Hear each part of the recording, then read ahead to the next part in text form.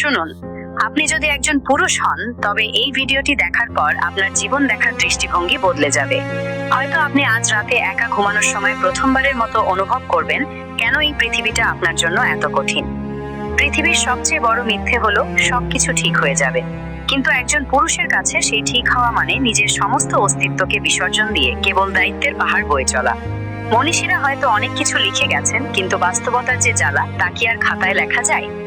হুমায়ুন আহমেদের ভাষায় বলতে হয়, মানুষের কষ্ট দেখার মতো চোখ সবার থাকে না, আর একজন পুরুষের কষ্ট, সেটা তো তার পাথরের মতো শক্ত চেহারার আড়ালে এমন ভাবে ঢাকা থাকে যে কাছের মানুষগুলো তা পড়ার প্রয়োজন মনে করে না।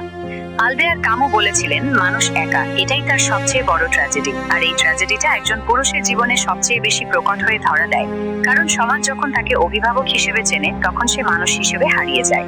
আমরা প্রতিনিয়ত ভালো থাকার অভিনয় করি, যা পল সার্ত্রের ভাষায়, আমরা আসলে নিজেদের জীবনটা এক বিশাল রঙ্গমঞ্চে কাটাচ্ছি, যেখানে দর্শক আছে কিন্তু আমাদের এই নিঃস্বার্থ ত্যাগের মূল্যায়ন করার মতো কোনো বিচারক নেই। দিনের শেষে যখন ঘরমুখী হই তখন বুঝতে পারি যে ঘরটির জন্য নিজের রক্তপানি করলাম সেই ঘরের সবচেয়ে নিঃসঙ্গ মানুষটাও আমি নিজেই।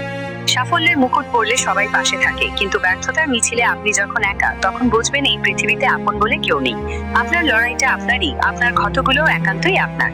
যদি মনে হয় এই নিঃসঙ্গতার কষ্টটুকু আপনি আজ প্রথম অনুভব করলেন, তবে এই ভিডিওটি সেই মানুষটির কাছে পাঠান যে সারাটা দিন নিজের ভালো লাগার কথা না ভেবেই পরিবারের জন্য হাসি মুখে অভিনয় করে যাচ্ছে।